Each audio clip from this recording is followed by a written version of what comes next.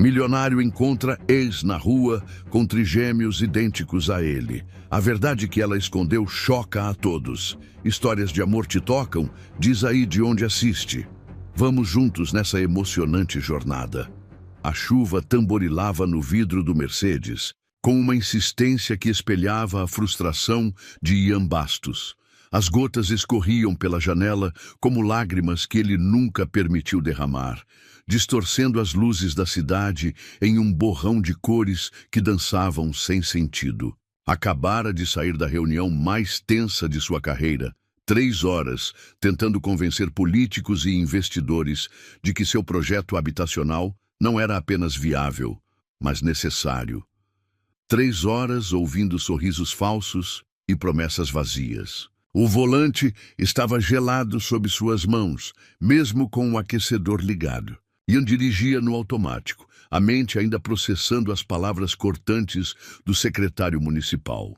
Projetos sociais são louváveis, Sr. Bastos, mas precisamos pensar na rentabilidade, como se rentabilidade fosse incompatível com dignidade, como se lucro anulasse propósito. Sem perceber conscientemente, desviou da rota habitual. Em vez de seguir direto para seu apartamento na Barra da Tijuca, encontrou-se navegando pelas ruas estreitas de São Cristóvão.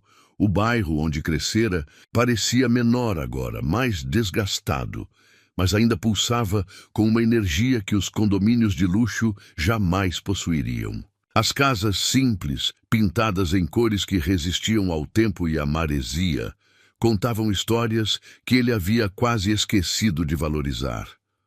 Foi quando viu o ponto de ônibus. Mesmo através da cortina de chuva, a cena o atingiu como um soco no estômago. Uma mulher jovem, encharcada, tentava proteger 3 meninos pequenos com um casaco que claramente não bastava. Os garotos, com não mais que 6 ou 7 anos, se apertavam contra ela como passarinhos em busca de calor. Suas roupas simples estavam empapadas, e mesmo de longe, Ian podia ver o cansaço nos ombros curvados da mulher. Algo primitivo, instintivo, o fez parar o carro. Desceu sem pressa, a chuva imediatamente colando sua camisa social ao corpo. Cada passo em direção ao ponto de ônibus parecia carregar o peso de anos não vividos, de escolhas que o trouxeram até aqui. E então ela virou o rosto, serena. O mundo parou, literalmente. O barulho da chuva se tornou um sussurro distante, o trânsito uma lembrança vaga. Ela estava ali, mais magra que na lembrança, com olheiras que falavam de noites mal dormidas e preocupações constantes. Mas ainda era ela, a mesma Serena que fazia seu coração acelerar quando tinham 17 anos, quando o mundo parecia cheio de possibilidades infinitas. Os olhos dela se encontraram com os seus, e Ian viu o reconhecimento se transformar em algo mais duro, mais cortante, raiva, decepção, algo que doía mais que qualquer rejeição profissional. Mas não foi isso que o paralisou. Foram os meninos, trigêmeos, percebeu num relance impossível de ignorar. E quando um deles ergueu o rosto para olhá-lo, curioso, desconfiado, protegido pelo braço da mãe, Ian viu seu próprio reflexo. O formato dos olhos, idêntico, o jeito como o cabelo caía sobre a testa, a linha do queixo que herdara do pai. A revelação o atingiu como um raio. Seus filhos, a certeza era absoluta e devastadora. Não precisava de exames, confirmações ou conversas. Sabia com a mesma convicção com que sabia seu próprio nome. Aqueles eram seus filhos, e ele não sabia da existência deles. Serena continuava o encarando, o silêncio entre eles pesado como o ar antes da tempestade. Não havia surpresa em seus olhos, apenas uma firmeza que ele não lembrava dela ter quando eram jovens. Ela sabia que ele sabia, e pela forma como seus braços se fecharam ainda mais ao redor dos meninos, estava claro que não pretendia facilitar nada. Ian tentou falar, mas as palavras se perderam em algum lugar entre o coração e a garganta. Um dos meninos tossiu, um som pequeno e vulnerável que cortou o momento como vidro. Serena imediatamente virou toda a sua atenção para ele, verificando se estava bem, sussurrando algo que Ian não conseguiu ouvir por causa da chuva. Num impulso desesperado, Ian correu de volta ao carro e pegou o guarda-chuva do banco traseiro. Quando retornou, Serena o observava com uma expressão que misturava cansaço e desafio. "Tome!" Ele estendeu o guarda-chuva, a voz saindo mais rouca do que pretendia. "Para as crianças." Serena olhou para o objeto em sua mão como se fosse algo perigoso. Por um momento, Ian achou que ela aceitaria. Viu a hesitação, o peso da necessidade batendo contra o orgulho. Mas então ela endireitou os ombros, ergueu o queixo e proferiu 2 palavras que o despedaçaram. "Não preciso." Sem mais uma palavra, ela segurou a mão dos 3 meninos e começou a caminhar pela chuva. Ian a viu se afastar. Uma figura, pequena e determinada, protegendo seus filhos, da tempestade. Os garotos não olharam para trás. Não sabiam quem ele era. Ian ficou parado ali, segurando o guarda-chuva inútil, enquanto a chuva lavava seu rosto e suas certezas. O Mercedes continuava ligado, faróis cortando a escuridão, esperando que ele voltasse para sua vida de reuniões e decisões importantes. Mas algo havia se quebrado definitivamente, ou talvez, finalmente, se consertado. Quando finalmente conseguiu se mover, suas mãos tremiam ao ligar o limpador de para-brisa. No retrovisor, viu o ponto de ônibus vazio, apenas poças d'água refletindo, à luz dos postes. A volta para casa nunca pareceu tão longa. A chave rangeu na fechadura como sempre rangia, um som familiar que normalmente trazia alívio. Mas hoje, ao abrir a porta do pequeno apartamento, Serena sentiu apenas o peso da exaustão tomando conta de seus ossos. Os meninos entraram correndo, deixando rastros de água no chão que ela teria que limpar depois. Mais uma tarefa numa lista que nunca acabava. "Mamãe, estou com fome", reclamou Gabriel, o mais falante dos 3, já tirando os tênis molhados no meio da sala. "Eu também", corearam Miguel e Rafael, quase ao mesmo tempo, como costumavam fazer.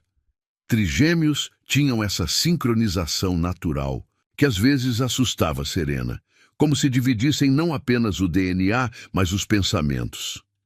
"Já vou esquentar a comida", ela murmurou, pendurando o casaco encharcado na cadeira. Não havia cabide suficiente para todos os casacos da família, então improvisavam como podiam. A cozinha minúscula cheirava a feijão requentado e esperança adiada. Serena acendeu o fogo baixo. O gás não podia acabar antes do fim do mês. E começou o ritual de sempre. 3 pratos iguais, 3 copos com água, 3 sorrisos forçados para esconder que o dinheiro estava contado. "Mãe!" Gabriel apareceu na porta da cozinha, os cabelos ainda úmidos, grudados na testa. Quem era aquele moço do ponto de ônibus? A pergunta a atingiu como um tapa. Serena quase derrubou a panela. "Que moço?" Fingiu não entender, mexendo. O feijão com mais força que o necessário. "O de carro bonito. Ele ficou olhando pra gente." Rafael se juntou ao irmão curioso. "Parecia que te conhecia. E parecia triste também", adicionou Miguel, sempre o mais observador dos 3. Serena fechou os olhos por um segundo. Como explicar para 3 meninos de 7 anos que o homem do ponto de ônibus era o pai que nunca conheceram? Como dizer que ele havia voltado justamente quando ela finalmente conseguira construir uma vida sem ele?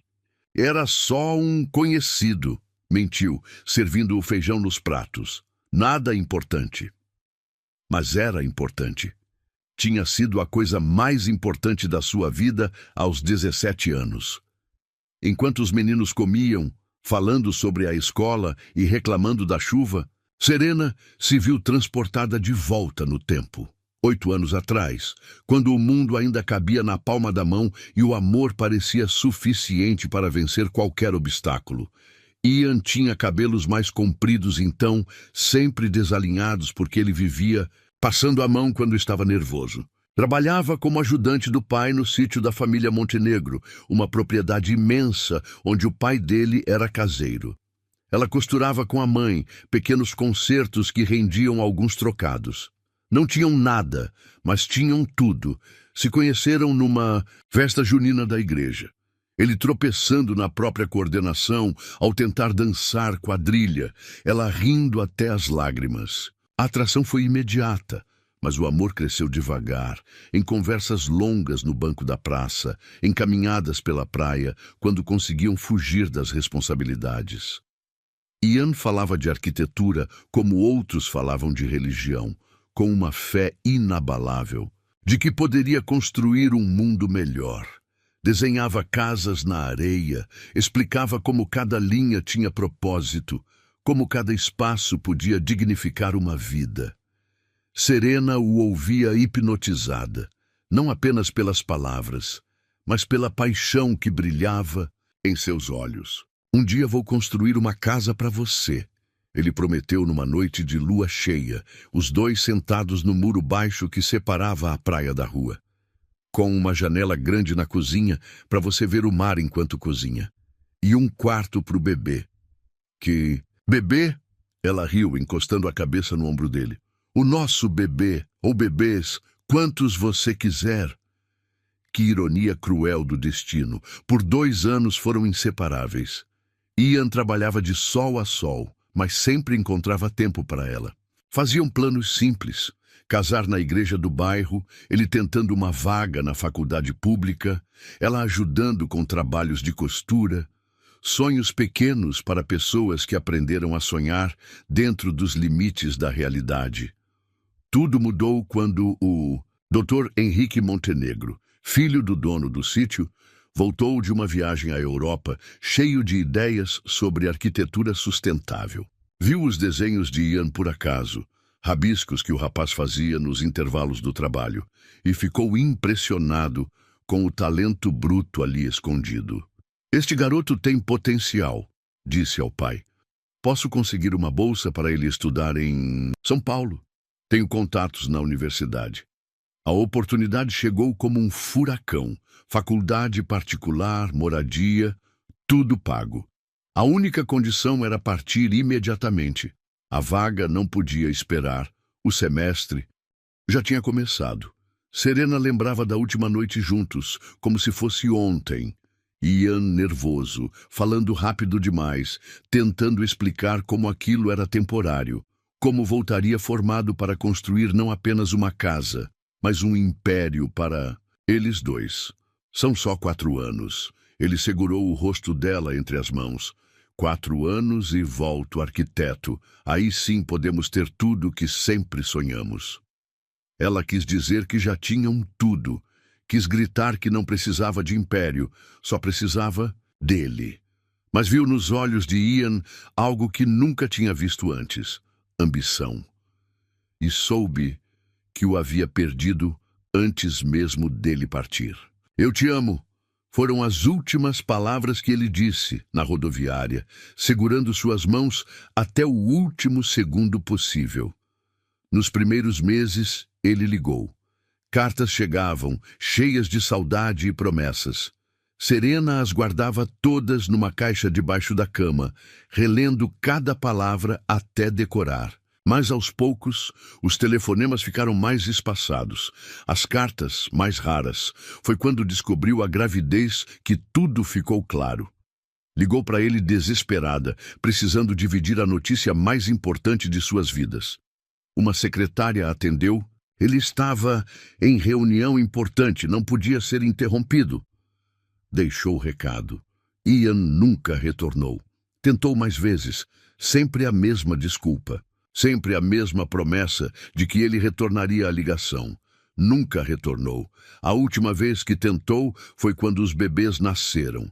3 meninos perfeitos, cada um com um pedacinho do pai nos traços.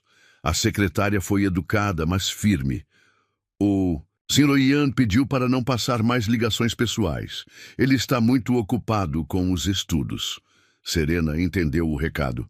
Mamãe, você está chorando? A voz de Gabriel a trouxe de volta ao presente. Ela enxugou rapidamente os olhos, fingindo que era cansaço. Não, amor, é só sono. Recolheu os pratos vazios, tentando ocupar as mãos para não tremer. Vão escovar os dentes. Amanhã tem escola.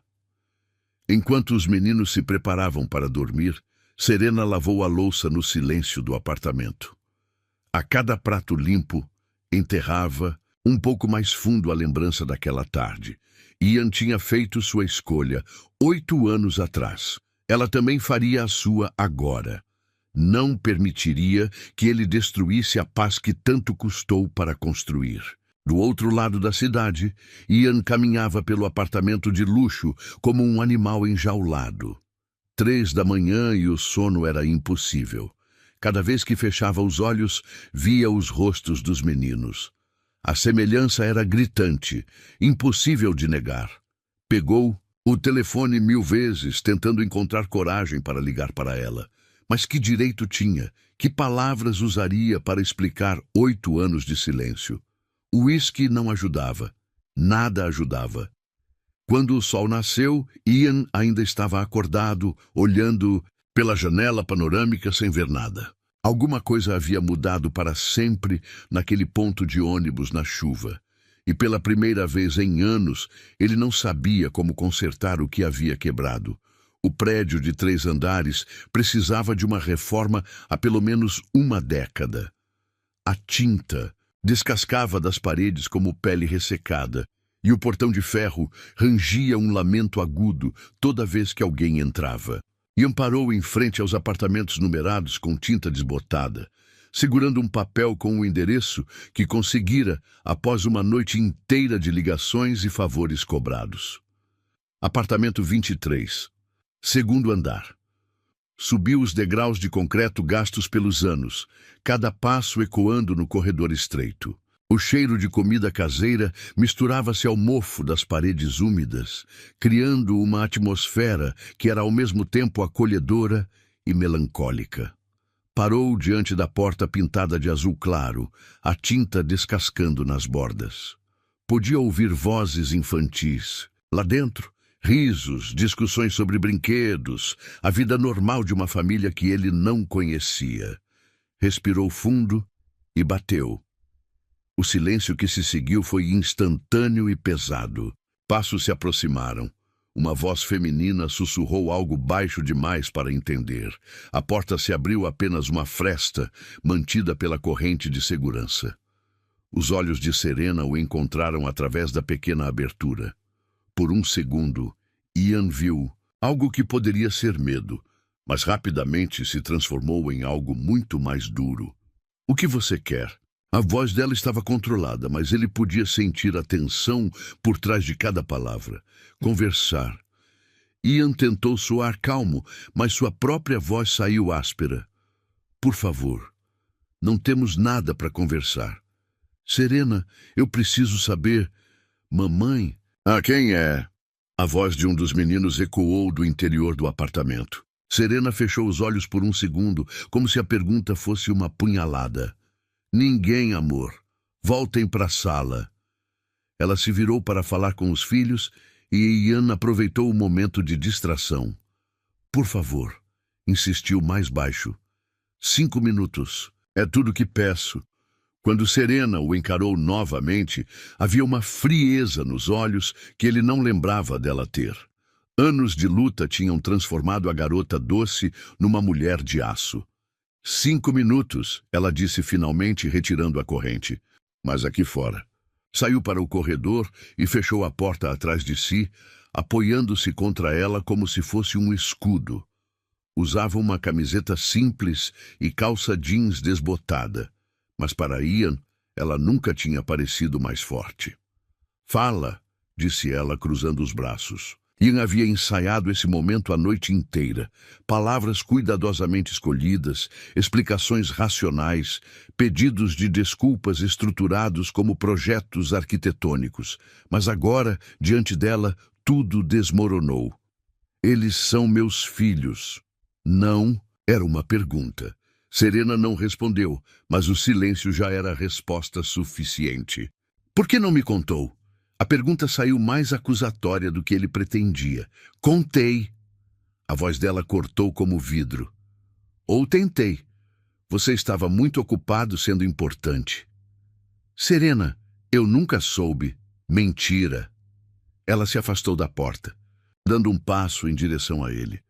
Liguei dezenas de vezes, deixei recados. Sua secretária sabia muito bem o que eu queria falar com você. Ian sentiu o chão se mover sob seus pés.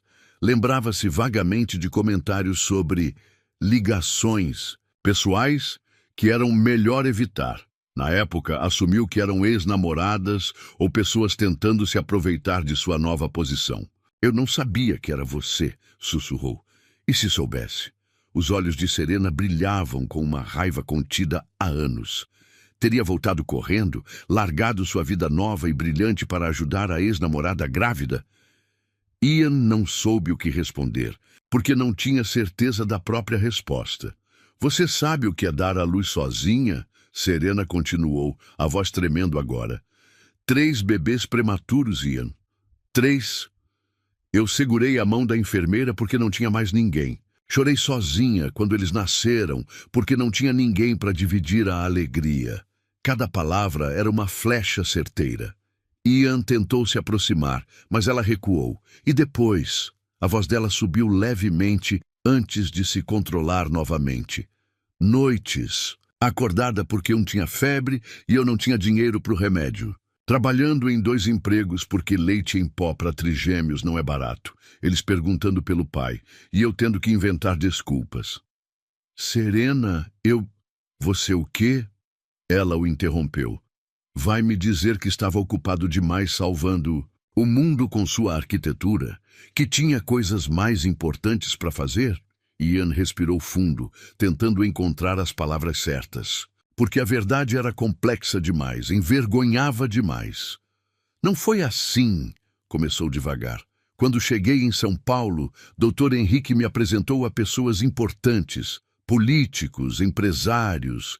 Eles me disseram que eu precisava me concentrar nos estudos, que relacionamentos à distância eram distrações perigosas. E você acreditou. Eu era um garoto de 20 anos que nunca tinha saído do bairro. A voz de Ian saiu mais alta do que pretendia. Eles me convenceram de que seria melhor para você também, que eu voltaria formado, bem-sucedido, e aí sim poderíamos ter um futuro de verdade. Serena o olhou com uma mistura de desprezo e pena. E quando você se formou, quando ficou bem-sucedido, onde eu estava nos seus planos de futuro de verdade? Ian não tinha resposta para isso, porque a verdade era que, com o tempo, Serena tinha se tornado uma lembrança doce, mas distante. A vida nova havia engolido a antiga e ele havia deixado. Eu tinha vergonha, admitiu finalmente a voz baixa. Passou tanto tempo que eu não sabia mais como voltar. Como explicar o silêncio? Então não voltou. Não voltei. O silêncio se estendeu entre eles, pesado de arrependimentos e oportunidades perdidas. Através da porta podiam ouvir os meninos brincando, alheios ao drama que se desenrolava do lado de fora. Eu quero fazer um teste de DNA, Ian disse finalmente. Serena riu, mas não havia humor algum no som. Claro que quer. Precisa ter certeza antes de decidir se vale a pena se envolver, né? Não é isso. É exatamente isso. Ela se virou para abrir a porta. Você é livre para fazer os testes que quiser, Ian. Mas meus filhos não precisam da curiosidade de um milionário querendo brincar de pai. Eles também são meus filhos. A frase ecoou pelo corredor como um tiro. Serena parou com a mão na maçaneta, os ombros tensos. Filhos são quem cria, disse ela sem se virar. Quem acorda de madrugada quando tem pesadelo. Quem divide o último pão quando o dinheiro acaba. Você pode ter contribuído com material genético, mas não é pai de ninguém aqui. Abriu a porta e se virou para encará-lo uma última vez. Se você quiser mesmo fazer parte da vida deles, vai ter que provar que merece. E prova não é dinheiro, Ian. É presença, é compromisso, é amor de verdade, não de conveniência. A porta se fechou com um clique suave que soou final como um veredicto. Ian ficou parado no corredor por longos minutos, olhando para a porta, azul que o separava de uma vida que poderia ter sido sua. Podia ouvir Serena do outro lado, conversando com os meninos, a voz voltando ao tom maternal e carinhoso que ele se lembrava da juventude. Quando finalmente desceu as escadas, cada passo ecoava como uma decisão sendo tomada. Serena estava certa em muitas coisas, mas errada em uma fundamental. Ele não era mais o garoto assustado que fugiu há 8 anos. E desta vez não fugiria. Não importava o que custasse, não importava quanto tempo levasse. Ele provaria que merecia ser pai dos próprios filhos. A guerra apenas começara. Os dias que se seguiram arrastaram-se com a lentidão de uma tortura chinesa. Ian havia feito o teste de DNA, um simples exame de saliva que prometia resultados em 1 semana. Mas a espera estava corroendo sua sanidade. Não que precisasse de confirmação científica.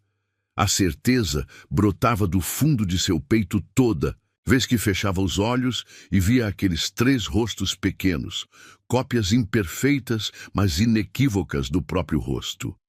Foi durante essa espera angustiante que começou a seguir Serena. Não era perseguição. Pelo menos era o que dizia a si. Mesmo, era pesquisa. Precisava entender a vida que ela construíra sem ele, o mundo em que seus filhos cresciam. Então, estacionava o Mercedes a uma distância respeitosa e observava. A rotina dela era um poema de exaustão, escrito em gestos precisos. Saía de casa às 7 da manhã com os 3 meninos, caminhava 4 quarteirões até a escola, porque não tinha dinheiro para transporte todos os dias. Às 8h30, corria para o primeiro emprego, uma loja de roupas no centro, onde passava o dia, dobrando peças e sorrindo para clientes que nem sempre eram educados. Mas foi na quinta-feira que Ian descobriu algo que o atingiu como um soco no estômago. Depois de buscar os meninos na escola, Serena não voltava direto para casa. Subia 2 andares no mesmo prédio e batia na porta do apartamento 43. Uma senhora de cabelos brancos abria. Dona Mercedes, como Ian descobriu depois, e Serena passava 1 hora lá dentro. Quando saía, carregava sacos de lixo e roupas sujas. No sábado, Ian a viu entrando numa farmácia com um papel na mão. Ficou observando através da vitrine enquanto ela conversava com o farmacêutico, que balançou a cabeça negativamente. Serena mostrou o papel novamente, insistindo, mas o homem foi irredutível. Ela saiu de mãos vazias, os ombros ligeiramente curvados em derrota. Foi quando Ian entendeu. Estava cuidando da vizinha idosa de graça e não tinha dinheiro nem para os remédios da mulher. A revelação o manteve acordado durante a noite. Lembrou-se da Serena de 17 anos que sempre parava para ajudar. Cachorros de rua e dividia o lanche com colegas que esqueciam o dinheiro. Ela não havia mudado. Apenas a vida havia testado sua bondade de maneiras que ele nunca imaginara. Na segunda-feira seguinte, o céu desabou novamente sobre São Cristóvão. Ian estava voltando de uma reunião quando viu a cena familiar. Serena e os 3 meninos no ponto de ônibus, encharcados, esperando um transporte que demorava porque era horário de rush. Desta vez, não hesitou. Parou o carro bem em frente, ao ponto, e desceu, ignorando a chuva que imediatamente colou sua camisa social ao corpo. "Deixa eu levar vocês", disse sem preâmbulos. Serena o olhou como se ele fosse uma aparição indesejada. "Não precisa." "Precisam, sim." Ian olhou para os meninos, que o observavam com curiosidade. "Estão molhados e com frio. É só até onde vocês quiserem ir." "Mamãe, estou gelado", reclamou Gabriel abraçando-se para se aquecer. Eu também, corearam Miguel e Rafael. Serena olhou para os filhos, depois para Ian, travando uma batalha interna que ele podia ver acontecendo em tempo real. O orgulho brigava com o amor maternal, e Ian torcia silenciosamente para que o amor vencesse. Tá bom, disse ela finalmente, mas a voz deixava claro que não era por ele. Mas só até a escola deles. Os meninos correram para o carro com o entusiasmo próprio da idade, maravilhados com o interior de couro e os botões que faziam coisas misteriosas. Ian ajustou o aquecimento no máximo e ligou o rádio baixinho, tentando criar um ambiente confortável. "Esse carro é seu mesmo?" perguntou Rafael, tocando delicadamente o painel como se fosse algo sagrado. "É, sim." "Você é rico?" A pergunta direta de Gabriel fez Serena se virar bruscamente para repreendê-lo. "Gabriel, não se pergunta isso." "Tudo bem?" Ian interrompeu, sorrindo pelo retrovisor. "E vocês? O que gostam de fazer?" A conversa fluiu naturalmente durante o trajeto. Os meninos falaram sobre escola, futebol, desenhos animados, com a naturalidade de crianças que ainda não conheciam barreiras sociais. Ian os ouvia fascinado, descobrindo que Gabriel era o artista, Miguel o atleta e Rafael o leitor voraz. "Minha mãe lê pra gente toda noite", disse Rafael com orgulho. "Até quando ela tá muito cansada." Ian olhou para Serena pelo espelho lateral. Ela mantinha os olhos fixos na janela, mas ele viu quando ela engoliu em seco. Chegaram à escola, rápido demais. Os meninos desceram animados, agradecendo com a educação que Serena obviamente lhes ensinara. Quando eles desapareceram pelo portão, Ian e Serena ficaram sozinhos no carro pela primeira vez em 8 anos. "Posso te levar para casa?" perguntou ele. Serena hesitou, então assentiu com um movimento quase imperceptível. O caminho foi feito em silêncio, quebrado apenas pelo som baixo do rádio e o barulho da chuva no teto. Ian estacionou em frente ao prédio dela, mas nenhum dos dois se moveu para sair. "Serena", começou ele, a voz saindo mais rouca que pretendia. "Eu sei que não tenho o direito de pedir nada. Sei que não mereço nem 5 minutos do seu tempo." Ela continuou olhando pela janela. "Mas eu preciso que você saiba que eu não parei de pensar em você", continuou Ian. "Nem um dia. Eu convenci a mim mesmo de que tinha sido o melhor para você, que você estaria melhor sem mim. Mas a verdade é que eu fui um covarde." Agora ela o olhava, mas Ian não conseguia decifrar a expressão em seus olhos. "Eu tinha medo", admitiu, as palavras saindo como uma confissão. "Medo de não ser bom o suficiente para você. Medo de voltar e descobrir que você tinha seguido em frente. Medo de enfrentar o que eu havia feito ao ir embora." Serena abriu a boca para falar, mas Ian continuou. "E quando descobri sobre eles, sobre nossos filhos..." Sua voz se quebrou levemente. "Eu percebi que não era só medo, era egoísmo puro. Eu escolhi a vida mais fácil e deixei você carregar todo o peso sozinha." Finalmente parou de falar, esperando. Serena ficou em silêncio, por longos segundos, os olhos fixos nas próprias mãos. "Você não sabe o peso", disse ela finalmente, a voz baixa. "Você não sabe o que é acordar de madrugada porque um deles está com febre e você não tem dinheiro para o médico. Não sabe o que é trabalhar 12 horas por dia e ainda chegar em casa para fazer lição, dar banho, contar história."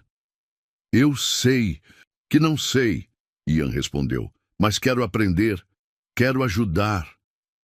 "Por culpa?" A pergunta o atingiu como uma bofetada.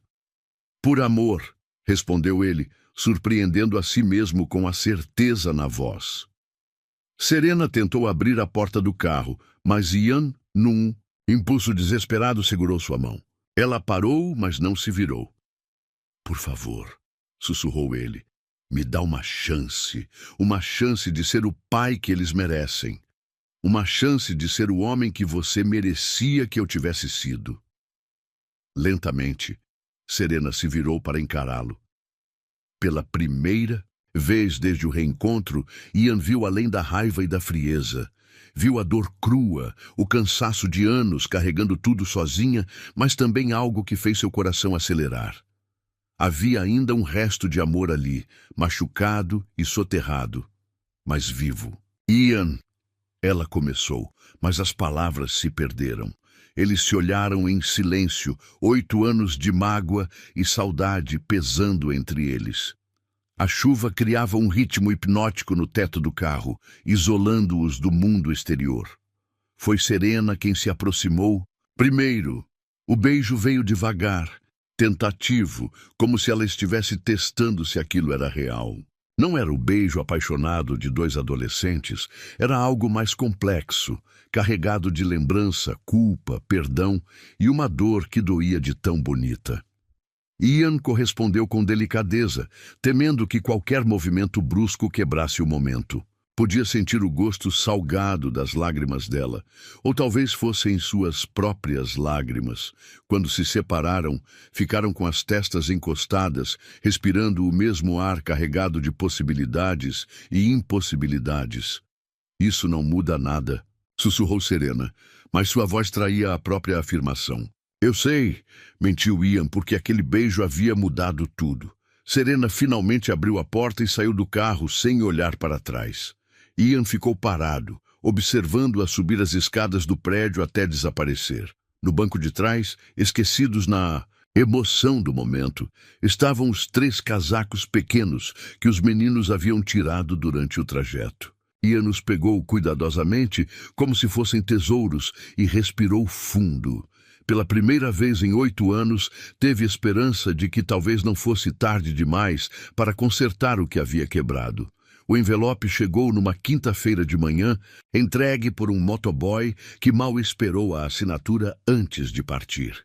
Ian ficou parado na sala de seu apartamento, segurando o papel que confirmaria o que seu coração já sabia. Probabilidade de paternidade, 99,99%. As palavras dançaram diante de seus olhos por um momento que pareceu eterno. Ali estava, em linguagem científica fria, a confirmação de que Gabriel, Miguel e Rafael eram seus filhos. Seus filhos que cresceram sem ele, que aprenderam a amarrar os sapatos sem suas mãos para guiá-los, que disseram as primeiras palavras sem sua voz para responder. Por um instante, apenas um instante, Ian considerou guardar o resultado na gaveta e fingir que nada havia mudado. Seria mais fácil continuar com a vida que construíra, fazer de conta que aquele encontro na chuva havia sido apenas um acaso cruel. Mas quando olhou pela janela e viu o movimento da cidade lá embaixo, pessoas correndo para compromissos que pareciam importantes, Ian percebeu que nada do que fizera nos últimos 8 anos se comparava à importância daqueles 3 meninos. Pegou as chaves do carro. Serena estava pendurando roupas no varal da área de serviço quando bateram à porta. Através do olho mágico, viu Ian parado no corredor, segurando um envelope branco. Chegou o resultado, disse ele quando ela abriu a porta estendendo o papel. Serena nem olhou para o envelope. Não preciso ler. Sempre soube. Eu também sabia, Ian admitiu. Mas precisava da confirmação para ter certeza de que estava fazendo a coisa certa. E qual é a coisa certa? Ian respirou fundo, como se estivesse prestes a saltar de um penhasco. Quero ser pai deles. De verdade, não só no papel. Serena o estudou por longos segundos, procurando sinais de dúvida ou falsidade. Não encontrou nenhum. Eles não precisam de visitas de final de semana ou presentes caros para compensar 8 anos de ausência, disse ela finalmente. Eu sei, e não vou deixar você entrar na vida deles só para sair de novo quando cansar de brincar de pai. Eu não vou sair. A convicção na voz dele a surpreendeu. Serena se afastou da porta, permitindo que ele entrasse. Os meninos estavam na sala, brincando com um quebra-cabeça de 1000 peças, que Ian mais tarde descobriria ser um presente de Natal do ano anterior, o único presente que tinham ganhado. Meninos, Serena chamou, a voz cuidadosamente neutra. O Ian veio visitar vocês. 3 pares de olhos se voltaram para ele, cada um refletindo uma reação diferente. Gabriel, sempre o mais extrovertido, acenou animadamente. Miguel franziu o senho, desconfiado. Rafael simplesmente continuou olhando, como se estivesse tentando decifrar um enigma complexo. Oi, disse Ian, sentindo-se ridiculamente nervoso. Já havia apresentado projetos para senadores e empresários, mas nunca se sentira tão julgado quanto sob o olhar daqueles 3 meninos. Você é o homem do carro, observou Rafael. Sou. E vocês são Gabriel, Miguel e Rafael. Como você? Sabe nosso nome? Miguel perguntou, a desconfiança evidente na voz. Ian olhou para Serena, que assentiu quase imperceptivelmente. Porque eu conhecia a mamãe de vocês quando ela era mais nova. Éramos amigos. Amigos que nem se falam? A pergunta de Miguel foi direta como uma flecha. Às vezes os amigos se perdem, Ian respondeu cuidadosamente. Mas às vezes eles se encontram de novo. Gabriel se aproximou curioso. Você quer brincar com a gente? Foi assim que Ian passou sua primeira tarde sendo pai. Sentado no chão de um apartamento pequeno, tentando encaixar peças de um quebra-cabeça que mostrava um castelo medieval. Suas mãos, acostumadas a desenhar arranha-céus, tremiam ligeiramente ao manusear as pequenas peças de papelão. Gabriel tagarelava sem parar, contando sobre a escola, os amigos, o desenho que havia feito na aula de artes. Miguel permanecia quieto, mas Ian percebia que o menino o observava constantemente, como se esperasse que ele fosse embora a qualquer momento. Rafael fazia perguntas inteligentes e surpreendentes para sua idade. Por que você foi embora? A pergunta de Miguel veio do nada, cortando o ar como uma lâmina. O silêncio que se seguiu foi ensurdecedor. Ian sentiu o peso dos olhares, não apenas dos meninos, mas de Serena, que havia parado de dobrar roupas para escutar. Porque eu cometi um erro, Ian respondeu finalmente olhando diretamente para Miguel. Um erro muito grande, e agora estou tentando consertá-lo. Minha mãe disse que erros grandes às vezes não dá para consertar, disse Rafael, a voz pequena, mas séria. Sua mãe está certa, Ian admitiu. Alguns erros são grandes demais, mas isso não significa que não devemos tentar. Nos dias que se seguiram, Ian estabeleceu uma rotina. Aparecia na escola na hora da saída, não para levá-los embora, mas simplesmente para caminhar com eles até em casa. No início, Serena ficava tensa, mas aos poucos foi percebendo que ele não tentava impressionar os meninos com promessas, grandiosas ou presentes extravagantes. Em vez disso, Ian descobriu a magia dos pequenos rituais. Parava com eles na padaria para que cada um escolhesse um doce. Não os mais caros, mas os que quisessem.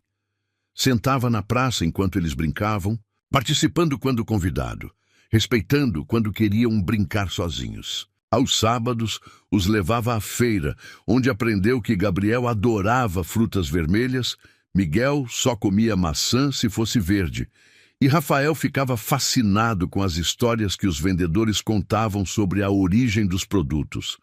Tio Ian, Gabriel, o chamou numa dessas tardes na feira. Você vai ficar para sempre? A pergunta atingiu Ian no peito. Tio Ian.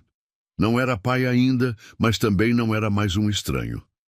Vou ficar o tempo que vocês quiserem que eu fique, respondeu, agachando-se para ficar na altura do menino. E se a gente quiser que você fique para sempre?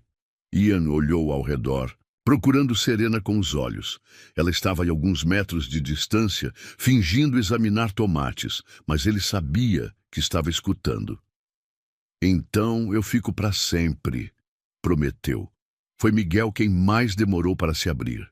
Durante semanas, manteve uma distância educada, mas fria, como se estivesse testando a paciência de Ian.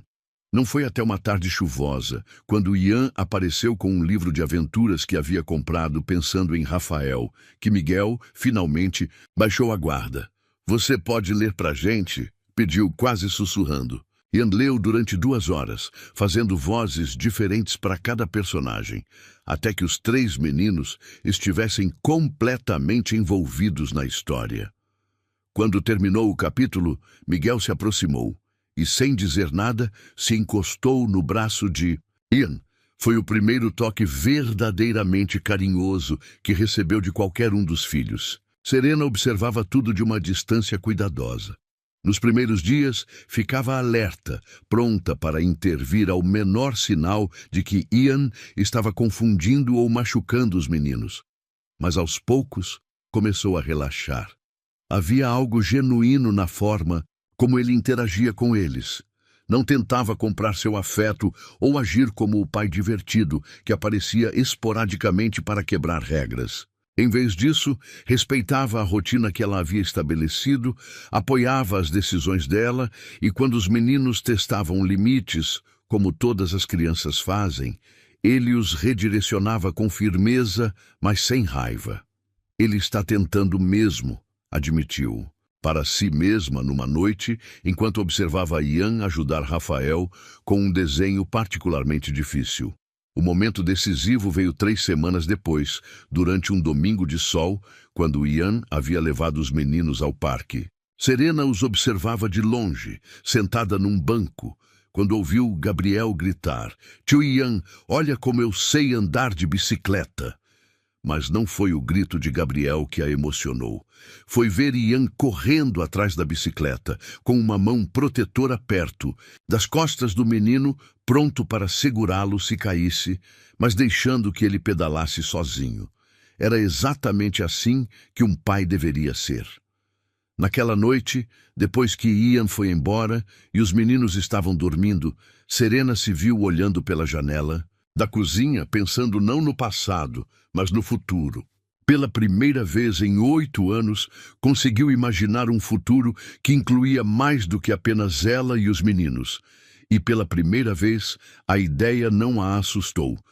O envelope dourado chegou numa manhã de terça-feira, entregue por um executivo de terno e impecável que esperou Ian assinar o protocolo de recebimento antes de desaparecer no elevador espelhado. Dentro, uma proposta que faria qualquer arquiteto do mundo suspirar de inveja: liderar o maior projeto de urbanização sustentável do Oriente Médio em Dubai, por um valor que Ian teve que ler 3 vezes para acreditar. 8 dígitos. Mais do que ganhara em toda a sua carreira. "É a oportunidade da sua vida", disse Carlos, seu sócio, durante a reunião de emergência convocada para aquela mesma tarde. 5 anos de contrato garantido, moradia de luxo, carro, tudo pago. Você vai voltar de lá como um dos arquitetos mais respeitados do mundo. Ian folheou a proposta, cada página mais tentadora que a anterior. Projeto de cidade inteira, liberdade criativa total, orçamento ilimitado. Era tudo que sonhara desde os tempos de faculdade.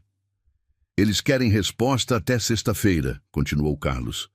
"Não dá para hesitar numa coisa dessas, Ian. Oportunidades. Assim não aparecem 2 vezes." Mas Ian estava hesitando, e pela primeira vez na vida não era por medo do desconhecido, era por medo de deixar para trás o que finalmente havia encontrado. Do outro lado da cidade, Serena olhava para outro. Envelope, este bem menos glamouroso, papel pardo, lacre comum, mas o conteúdo igualmente devastador: notificação de despejo. 60 dias para desocupar o apartamento. O proprietário havia vendido o prédio inteiro para uma construtora que planejava demolir tudo. Dona Mercedes. "Também recebeu", comentou a vizinha do andar de baixo, encontrando Serena no corredor. "Meu Deus, onde vamos arranjar dinheiro para a mudança? E aluguel mais barato que esse só se for na periferia." Serena dobrou o papel cuidadosamente, como se fosse possível dobrar também o problema.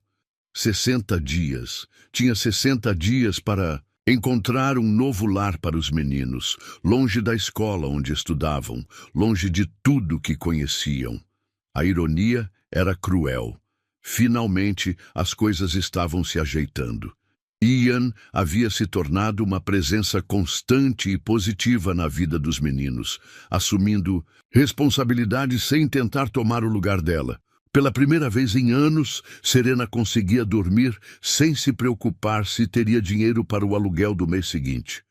Ian havia discretamente começado a ajudar com despesas, sempre com o cuidado de não ferir o orgulho dela. E agora isso. Naquela noite, Ian apareceu para o jantar como havia se tornado costume às quintas-feiras. Serena preparava macarrão com molho de tomate. Simples, mas feito com amor, enquanto os meninos contavam sobre o dia na escola. Tio Ian, disse Gabriel, expirando um fio comprido de macarrão. A professora disse que você é arquiteto. Isso quer dizer que você constrói casas? Construo sim, Ian respondeu, tentando se concentrar na conversa apesar dos pensamentos que turbilhonavam em sua mente. Então você pode construir uma casa pra gente? Perguntou Rafael, sempre pragmático. Ian quase engasgou com o refrigerante. Serena, que estava servindo mais macarrão, parou com a panela no ar. Rafael, não é assim que funciona, ela disse gentilmente. Casas e custam muito dinheiro. Mas o tio Ian tem dinheiro, insistiu Miguel. Ele tem carro bonito. Ter carro não significa ter dinheiro para tudo, Serena explicou. Mas Ian viu o cansaço nos olhos dela. Algo estava errado.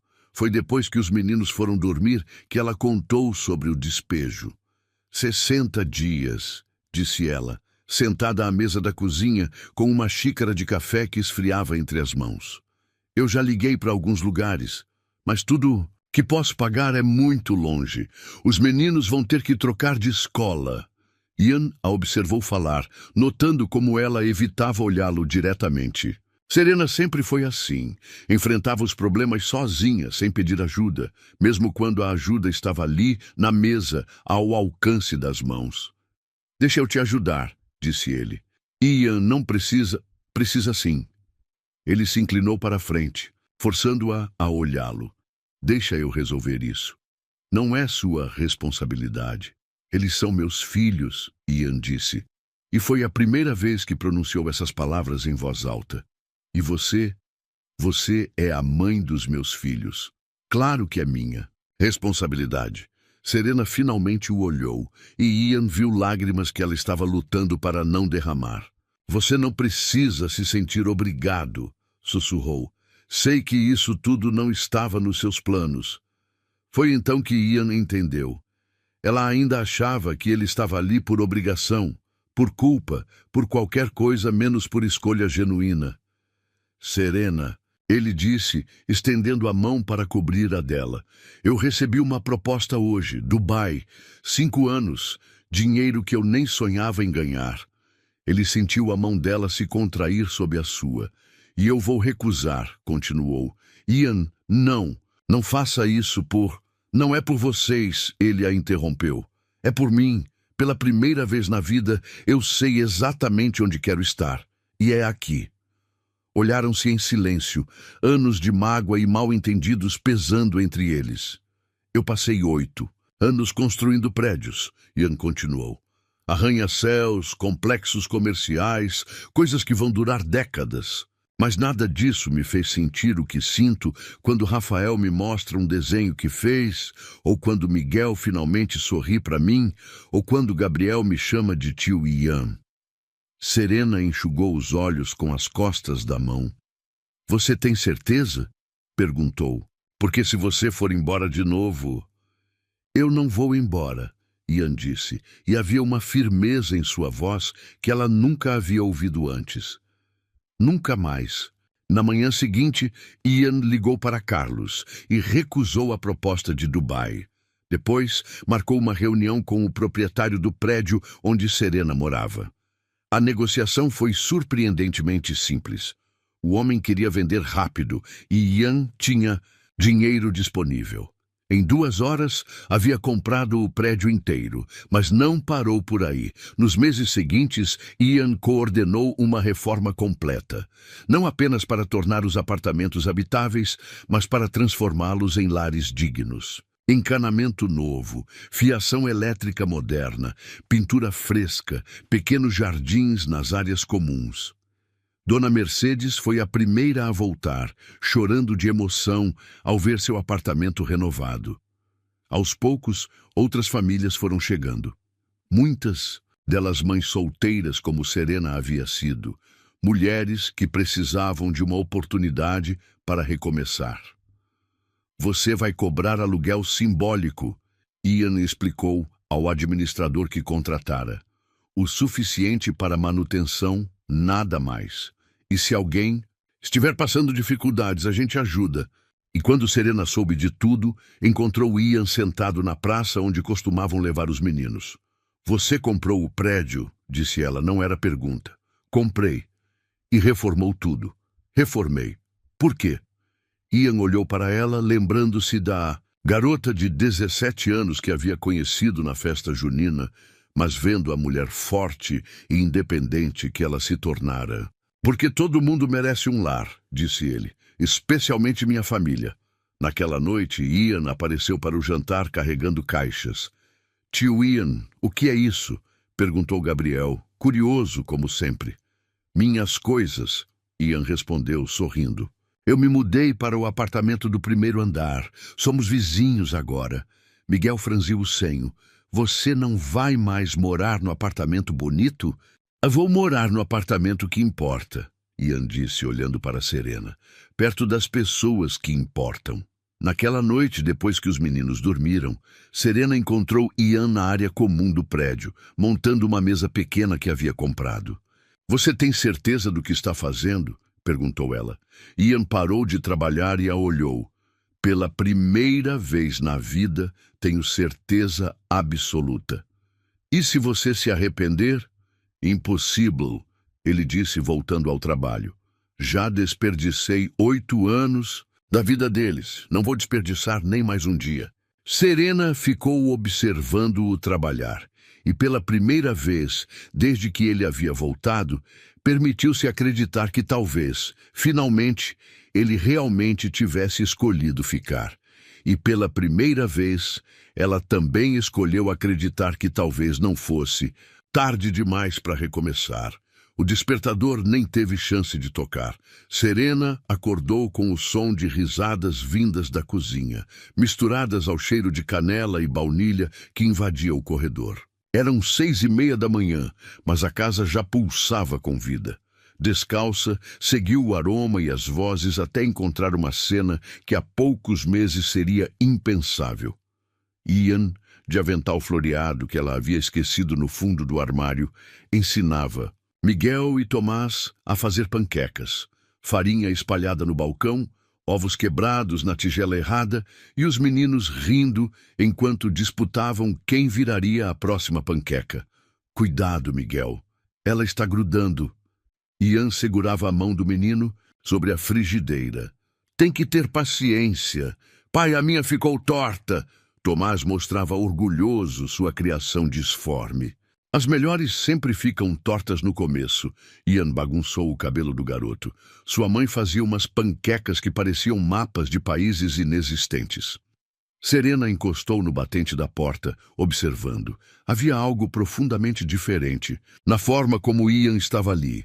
Não era a presença apressada de antes, aquela que sempre parecia estar de passagem. Era uma presença inteira, plantada, enraizada no momento. Bom dia, dorminhoca. Ian a viu primeiro, sorrindo com aquela familiaridade que ela pensou ter perdido para sempre. Mãe, olha o que a gente fez. Tomás correu até ela, as mãos ainda sujas de massa. A rotina havia mudado completamente. Antes, as manhãs eram silenciosas e organizadas. Café preto, torradas sem manteiga, meninos arrumados em silêncio para não acordar ninguém. Agora havia barulho, bagunça, panquecas em formato de continentes imaginários e conversas sobrepostas sobre sonhos da noite anterior. Era imperfeito, era barulhento, era amoroso. Você acordou cedo, Serena comentou, aceitando a xícara de café que Ian lhe oferecia. Não consegui dormir direito, ele admitiu, baixando a voz enquanto os meninos voltavam para suas panquecas. Fico pensando em tudo que ainda precisamos resolver. Serena sabia exatamente do que ele falava. Havia questões práticas, a situação financeira, os processos pendentes, a mudança definitiva dele para casa e questões mais profundas, como reconstruir a confiança, como estabelecer novos limites, como explicar para os meninos que papai e mamãe estavam tentando de novo, mas que dessa vez seria diferente. Uma coisa de cada vez. Ela tocou brevemente a mão dele. Hoje é hoje. Depois do café da manhã caótico e delicioso, Ian sugeriu uma caminhada. Os meninos foram para a escola com a vizinha e eles saíram juntos pela primeira vez em muito tempo, sem pressa, sem destino definido. Ian a levou por caminhos que ela conhecia bem, mas que ganhavam significado novo com ele ao lado. Passaram pelo parque onde costumavam levar os meninos pequenos, pela padaria que fazia os pães doces que ela adorava, até chegarem ao antigo ponto de ônibus. Era ali que ela esperava o transporte para o trabalho durante anos, quando tinham apenas um carro e Ian precisava dele. Ali que ela ficava com os meninos pequenos no colo, tentando equilibrar sacolas de compras e carrinho de bebê. Ali que chorou algumas vezes, exausta, pensando se conseguiria dar conta de tudo. "Por que aqui?" ela perguntou, curiosa. Ian parou diante do ponto, as mãos nervosas no bolso do casaco. "Porque foi aqui que eu vi você pela última vez, antes de tudo desabar", ele disse, a voz carregada de uma honestidade dolorida. "Você estava com o Tomás no colo. Ele estava doente, lembra? E você me ligou pedindo para eu voltar e levar vocês no médico", Serena lembrou. Tomás com febre alta, ela desesperada, iam em mais uma reunião que não podia adiar. "Eu disse que não podia sair", ele continuou. "E você ficou aqui debaixo da chuva, com nosso filho doente, esperando o ônibus que demorou 40 minutos para chegar." "Ian, não." Ele levantou a mão. "Deixa eu falar. Quando cheguei em casa naquela noite, você tinha posto o Tomás para dormir, tinha feito janta, tinha arrumado a casa, como sempre. E eu reclamei que a comida estava fria. Ele se ajoelhou ali mesmo, na calçada esburacada, próximo ao banco de ônibus desbotado. "Não é um pedido de casamento", ele disse, tirando uma pequena caixa do bolso. "É um pedido de perdão, definitivo. É um pedido para reconstruirmos isso juntos, de verdade dessa vez, para sermos parceiros de verdade." A aliança era simples, sem ostentação. Não era sobre um final de conto de fadas, mas sobre um recomeço real, com todas as suas complexidades. "Ian, levanta", ela pediu, as lágrimas turvando a visão. "Só depois que você responder." Serena olhou para ele, ajoelhado na calçada onde ela havia passado tanto tempo esperando, onde havia se sentido sozinha tantas vezes. Mas agora via algo diferente nos olhos dele. Não era mais a promessa fácil de quem não entendia o peso das palavras. Era o reconhecimento de quem havia perdido tudo e sabia exatamente o valor do que estava pedindo de volta. "Eu aceito", ela disse, estendendo a mão. "Mas dessa vez, a gente faz direito. Dessa vez, a gente faz direito", ele repetiu, deslizando a aliança em seu dedo. Quando se levantou, eles se abraçaram ali mesmo, no ponto de ônibus que guardava tantas memórias difíceis. Mas agora seria também o lugar onde decidiram tentar de novo. À tarde encontrou os 4 caminhando pela feira do bairro, uma tradição que haviam abandonado há muito tempo. Miguel corria entre as barracas, encantado com as frutas coloridas. Tomás segurava a mão do pai com uma das mãos e da mãe com a outra, balançando os braços como se fosse uma ponte entre eles. Ian carregava a sacola de compras e parava em cada barraca que Serena demonstrava interesse, não por obrigação, mas porque estava realmente presente, atento aos detalhes que antes passavam despercebidos. O jeito como ela cheirava os tomates antes de escolher, como sempre comprava flores, mesmo quando o orçamento estava apertado, como conversava com os feirantes como se fossem velhos amigos. "Mas pai, olha que peixe grande!" Miguel apontou para a peixaria. "Que tal fazermos uma moqueca domingo?" Ian sugeriu, daquelas que a vovó Lúcia ensinava. Serena sorriu. Há quanto tempo não faziam uma moqueca juntos? Há quanto tempo não planejavam um domingo em família? Eles compraram tudo para a moqueca e ainda algumas coisas extras, ingredientes para um bolo de chocolate que os meninos pediram, frutas para a semana, pães frescos para o café da manhã. Coisas simples, cotidianas, que ganhavam importância especial quando compartilhadas. No caminho de volta, o sol da tarde dourava as ruas do bairro. Tomás havia adormecido no colo de Ian e Miguel caminhava ao lado de Serena, contando sobre o projeto da escola e os amigos novos que tinha feito. "Mãe", Miguel disse de repente, "o pai vai ficar sempre agora?" Era a pergunta que pairava no ar há semanas, mas que nenhum dos adultos havia tido coragem de abordar diretamente com as crianças.